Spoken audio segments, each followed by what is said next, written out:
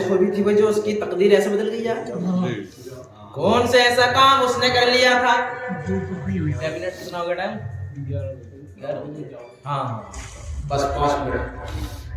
اب اس انسان اس نوجوان کے اندر کون سی ایسی نیکی، کون سا اس نے ایسا کام کر لیا جو اللہ کو اور اللہ کے محبوب بندے کو پسند آ گیا، اور ایک ہی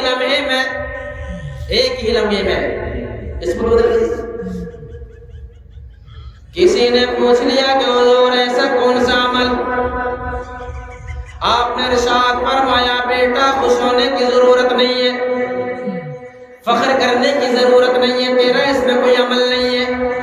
ابھی تو سوچ رہا ہو کہ میں نے کوئی ایسی نیکی ڈھونڈ لی تھی جس کا بھی صلہ مجھے اللہ نے اور ان کے ذریعے دیا ہے. تیرا کوئی ایسا عمل نہیں ہے، تیرا کوئی ایسی نیکی نہیں ہے، تو نے کوئی ایسا کام نہیں کیا کہ جس کے بدلے میں تجھے یہ مل گیا. یاد رکھنا تو جو گھر کے اندر اپنی نیک بیوی کو چھوڑ کر کے آیا ہے، اس نے قرآن کو کھول کے اپنے سامنے رکھ لیا ہے، اور وہ رات کو سوتی نہیں ہے، سورہ واقعہ پڑھ کے رب کی بارگاہ میں دعا کرتی ہے. اس کی دعاؤں کا نتیجہ یہ ہے کہ تجھے ایک ہی لمحے میں حافظ قرآن بنایا.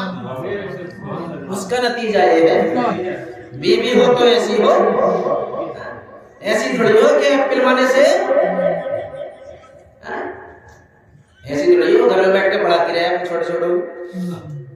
کبھی یہ نہ کہتی ہے اللہ علیہ پڑھی،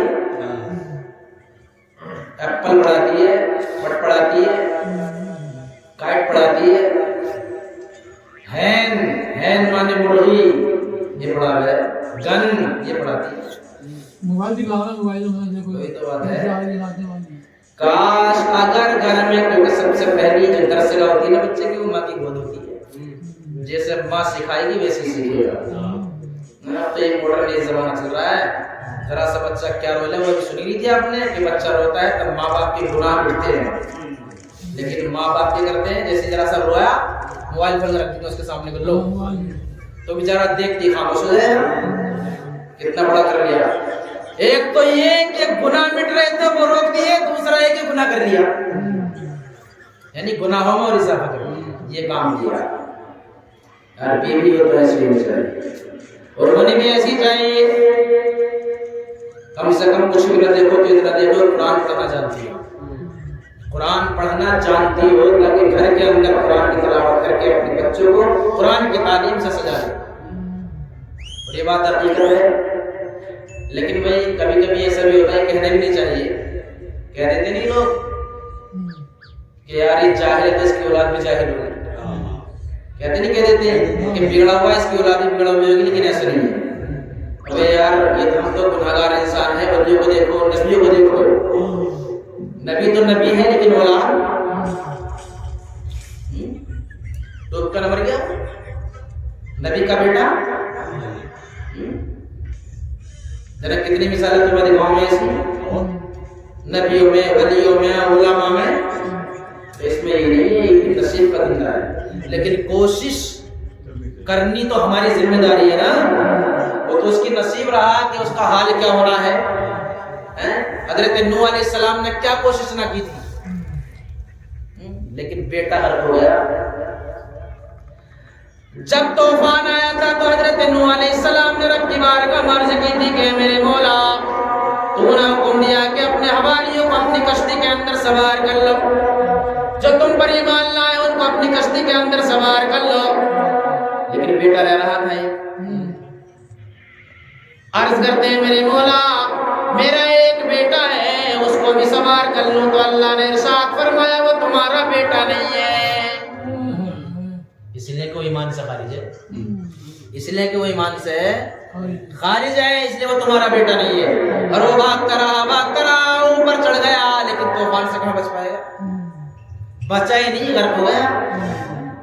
ایسی بات تو یہ نہیں کہ ہاں بھائی کہ بگڑا ہوا ہے تو اس کی اولاد بگڑا ہوئی ہوگی. ہم نے دیکھا کہ چوروں میں، شرابیوں میں، جواریوں میں، کبابیوں میں عالم دین پیدا ہوتے دیکھے، عالم ربانی پیدا ہوتے دیکھے، اللہ کے ولی بنتے ہوئے ہم نے شرابیوں کو دیکھا. بشرحافی کو کون نہیں جانتا، شراب کا کارخانہ تھا، شراب کا کارخانہ، لیکن اللہ کے ولی بن گئے. یہ ضروری نہیں ہے، نامعلوم کب کہاں کس کی قسمت کا ستارہ چمک جائے۔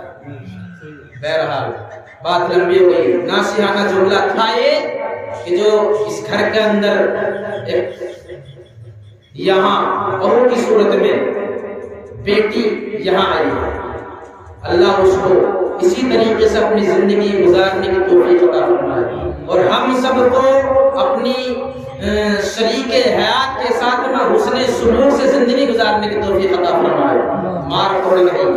آقا کریم صلی اللہ تعالی علیہ وسلم نے ارشاد فرمایا زنا گندگی ہے، زنا گندگی ہے اور نکاح بندگی ہے، زنا گندگی ہے، نکاح بندگی ہے، اور بیوی زندگی ہے، طلاق شرمندگی ہے، مار پیٹ درگندگی ہے، مار پیٹ درندگی ہے۔ سن رہی یہ جملے ایسے ہیں اگر انسان اپنے دل کے اندر رکھے تو دنیا کو بدل دے گا۔